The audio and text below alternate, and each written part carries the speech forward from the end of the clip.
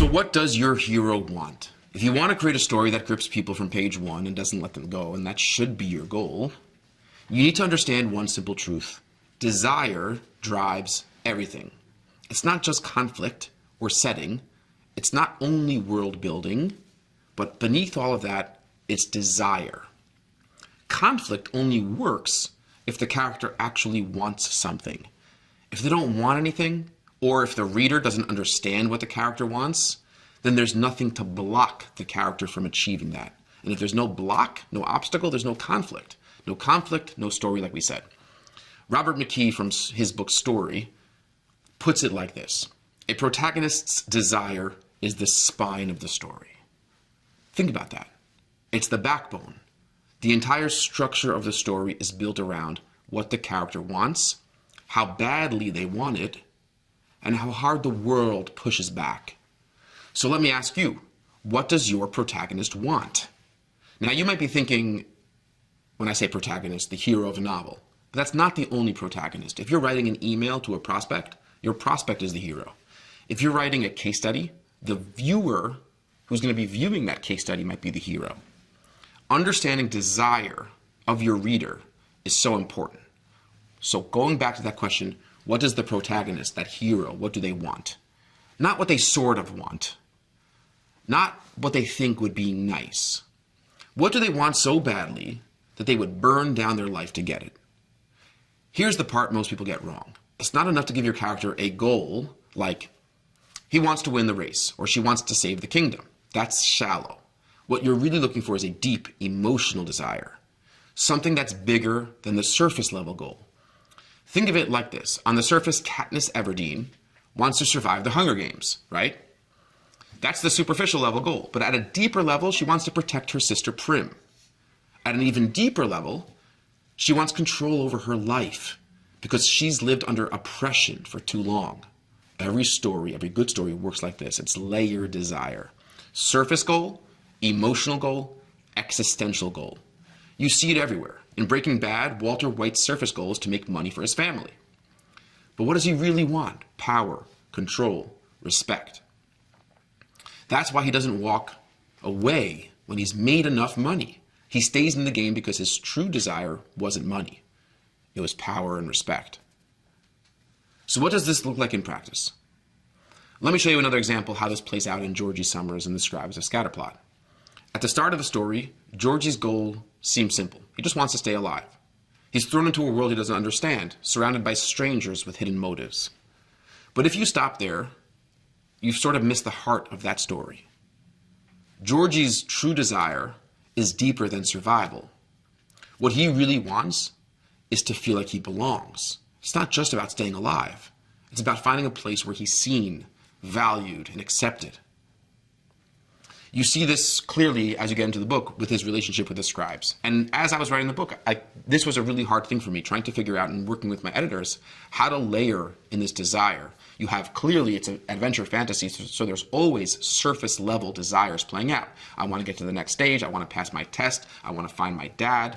But then there's that deeper interpersonal desire. And it was not so easy to figure out how to weave that into the story. So Georgie has this tenuous relationship with the scribes. The scribes are everything that Georgie wishes he could be: powerful, respected, untouchable. But to become one of them, he has to prove himself. And that journey of proving himself is where the story gets its heart. It's not about his surface goal of completing the task. It's about the deeper human need to be seen and valued. This is a crucial, crucial storytelling principle. The surface goal drives the plot, but the emotional goal drives the reader. Let me say that again. The surface goal drives the plot. Where I want to get to, which villain I want to beat, what thing, item I want to have, that's what drives the plot, the what happens. The emotional goal drives the reader. When you could establish that emotionality, that's what gets the reader to keep reading. If Georgie's only goal was to survive, the reader wouldn't care. It would be like watching someone try to beat a video game. Maybe fun for a few minutes, but not richly engaging. But because his true desire is to be seen, to prove himself worthy, we feel more of his journey. We root for him and we root for all the heroes we love, not because we want to see them complete a task, but because we understand his human need, our human need, to be valued. Now, let me explain, or give you an example how this plays out in Anxious People by Frederick Bachman. If you've never read Anxious People, here's the basic setup. A failed bank robbery, like I said, turns into a hostage situation. On the surface, it looks like it's going to be a classic hostage thriller story. Will the hostages survive? Will the robber get caught? But Bachman totally flips it. It's brilliant. It's not really about the robbery. It's about people who feel lost, ashamed, and broken, trying to find human connection. Take Zara, one of the hostages and personally my favorite character in the book. On the surface, she's cold, really mean, distant, and extremely wealthy, like not a likable set of characteristics. She doesn't seem like someone who should be struggling, and certainly not someone who we think we'll ever root for. But her true desire, the thing she really wants, is to forgive herself. She's been carrying the guilt of a terrible, awful decision she made years ago, and it's been slowly eating her alive. On the surface, Zara wants to get out of the hostage situation, right? That's her surface level goal. But deeper than that, the reader begins to understand she wants freedom from her own heavy guilt. This is the difference between a surface level story and a human story. On the surface, a hostage situation is exciting and it can get the plot moving. But it's the deeper emotional journeys of these characters that really stay with us. That's why people finish Anxious People and say, I didn't think I'd cry, but here I am. Bachman writes with precision, real precision, layering surface desires, escape, right? Escape the hostage situation, with emotional desires, forgiveness, and existential desires, connection, purpose, and love. We can do the same thing in our own writing. And we should do the same thing in our own writing.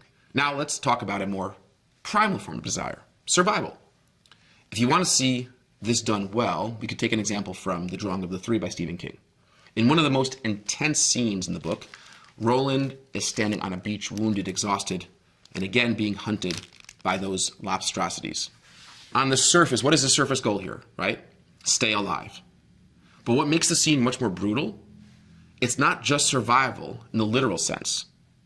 Roland is also fighting to keep his mission alive. And it's very, very important to focus on this for a moment, because if Stephen King had just written the scene about this man on the beach and the monsters are coming to get him, it's just one surface level scene and we're not so interested. But because he set up and understood that we need to be engaged with the emotional level, before that scene took place, we understood the stakes, the internal emotional stakes, how important his mission to reach the Dark Tower was to this character.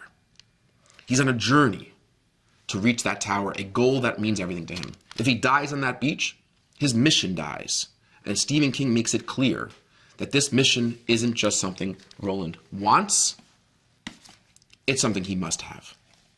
This is the difference between a goal and a burning desire.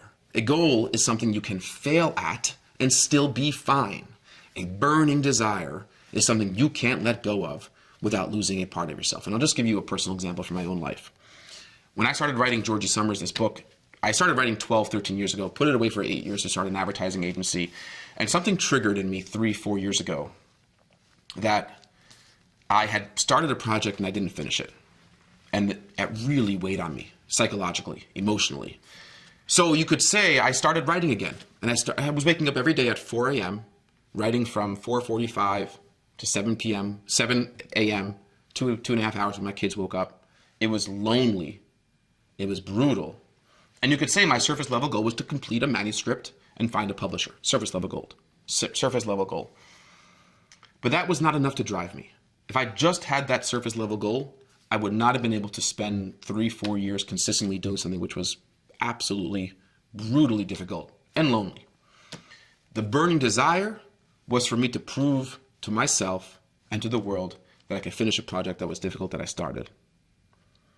And that's a much more compelling premise to anybody hearing the story of how I wrote a book, right? That's something which is more interesting. You want to know about those insecurities, those vulnerabilities, why I felt ashamed of myself, who I needed to prove this to, What maybe is from my childhood is important that triggered my need to finish a project that was this difficult. That's all more compelling than the goal of finish the book and find a publisher.